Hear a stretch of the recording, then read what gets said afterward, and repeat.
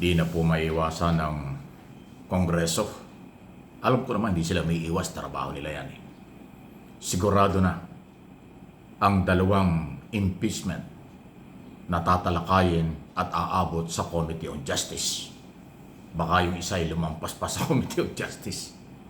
Impeachment laban kay Pangulong Marcos at second impeachment dahil tapos na yung 1 year para kay Sara Duterte, Vice President. Ito na yung sinasabi ko sa kasaysayan ng Pilipinas. Ngayon lang mangyayari ang Presidente at Vice President parehong sasalang sa impeachment sa magkakahiwalay na mga dahilan. At yan po ay legal kasi nasa saligang batas ang impeachment laban sa Pangulo, Vice President, constitutional body, kung sino-sino, basta merong basihan at merong magrereklamo. Hindi pwedeng tanggihan. Kaya lang may limit po yan. Isa lang na impeachment sa isang taon. Kung 2-3 ang nag-file pero pagsasama-samahin gagawing isa, okay lang. Pero ang nangyari po, kaya sigurado ng 2 itong impeachment, yung number 1, number 2, pinag-isa na, inendorso ni Speaker D sa Committee on Justice. At mula nang matanggap ito at inendorso, doon na nagsimula ang 1 year lang o isang impeachment lang sa isang impeachable official ng bansa. So wala na yung number 3 o kung sino man, wala na po, hindi na pwede. So nasa Committee on Justice na ang impeachment laban kay Pangulong Marcos at ating aabangan kung anong gagawin.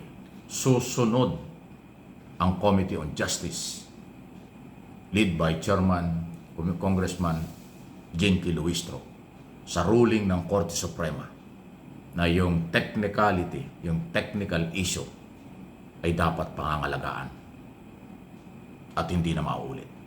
Alam nyo, 3 ho ang dahilan sa impeachment. Political, technical, and legal. So nabutasan ng Korte Suprema ang Kongreso doon sa technicality. Kaya sinabing unconstitutional yung unang impeachment ni Sara. Kaya itong impeachment laban kay Pangulong Marcos dadaan sa tamang proseso. At magdi-decide sila kung kinakailangan. Abangan natin yan. Ngayon na yan, February. Next week na, umpisa na.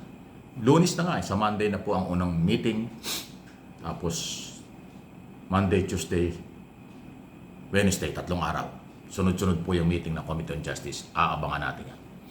At next week din po, mag-i-expire na yung 1 year tungkol dun sa unang impeachment ni Sara. May panibagong impeachment. Hindi naman ho titigil ang civil society group na original na complainant.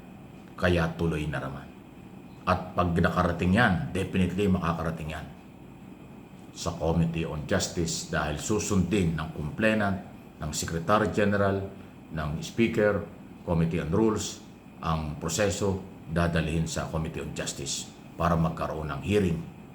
Ipapatawag ang inaakusahan. Kaya ho, yan ang matinding trabaho. Ewan ko kung aabutin ng ilang buwan yan sa Committee on Justice. February, March, April, baka abutin po yan.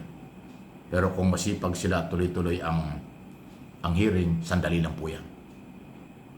Pero siyempre, hindi pwedeng pagsabay niya. Kung sakaling makarating sa Senado ang 2 article of impeachment, yung una, kung meron halimbawang basihan laban kay Pangulo at nagbotohan sa Kongreso at nanalo yung 1/3 vote, dadalhin sa Senado yan. Kung hindi naman at sa committee pa lang, i-reject na dahil walang sapat na ebidensya, tapos na yan. May authority ang Committee on Justice na i-dismiss ang impeachment complaint kung wala silang nakitang probable cause. Pero yung kay Sara, definitely, pag nakarating sa Committee on Justice, tuloy-tuloy yan. Alam niyo bakit? Ay dun sa unang impeachment nga eh. Mahigit na 240 yata o 225 congressman na nagsuporta, ay nandiyan pa rin ang karamihan yan. At saka nabastos talaga ang mga congressman kay Sara ng 2024-2025. Lalo na 2024 mga hearing sa confidential fund at saka sa Department of Education. So alam na ng Kongreso, merong ebidensya sila laban kay Sara. Kaya mas mapapabilis. Pwedeng i-reject, ibasura ng Committee on Justice yung impeachment ni Pangulong Marcos at dahil nga congressman ay kumplena nung una, itutuloy yung kay Sara. Iyon ang mangyayari. Iyon ang pwedeng mangyari. Siyempre, pagka dinismiss yung kay Pangulong Marcos dahil yung tatlong ground ay trabaho naman talaga ng presidente yan, yung pagsunod sa yung unang reklamo nila, yun daw pagsusurrender kay Duterte sa ICC, obligasyon ng Pangulo yan dahil may warrant of arrest. Kung adik daw ang Pangulo, wala namang ebidensya yun. Kurap daw ang Pangulo, wala ring ebidensya. So malamang ma-dismiss yan. Kaya ang pag-dismiss, ito ho, for your information, sa lahat ng Pilipino sa buong mundo, ang pag-dismiss ng Committee on Justice base sa dokumento, base sa ebidensya. Magagaling na abogado ang mga member ng Committee on Justice at itong si Luistro, hindi yan papayag kung moro-moro, maninindigan yan. Pag may ebidensya, itutuloy. Pag walang ebidensya, i-dismiss. Kaya ating aabangan yan. Ako sa tingin ko, ngayon pa lang, sarili kong opinion ito, huwag kayong magagalit. Yung kay Pangulong Marcos, pag yun lang ang ebidensya nila, tatlong yun, malamang ma-dismiss yan. At yung kay Sara Duterte, pag nakarating sa Committee on Justice, malamang matuloy yan sa plenaryo at baka makarating pa ng Senado. Kasi yan ay ginawa na ng Kongreso, gagawin ulit nila yan. Lalo na kung hindi makikipag-ugnayan si Sara ng maayos.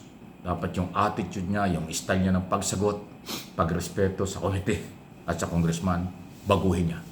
Pag hindi niya binago yung attitude niya ng pagharap sa congressman, sigurado, ma-impeach siya.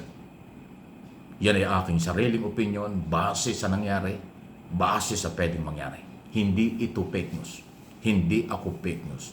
At hindi ako gagawa niya dahil ang aking channel ay for information, for education.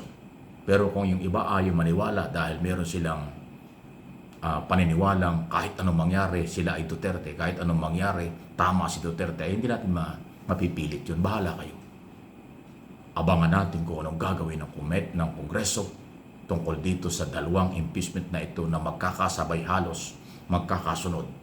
First time sa kasaysayan ng Pilipinas. Katulad ng aking sinabi, noong araw walang ganyan. Merong impeachment sa Vice President lang, sa Presidente, pero hindi nagsasabay. Ngayon sabay. Matindi. Tapos next year, paghahanda na ng mga kandidato para sa 2028 presidential election. Kaya political, technical, at legal. Iiwasan na ng Kongreso ang technical issue. Kasi sabi ng Supreme Court, illegal yan. Labag yan sa batas.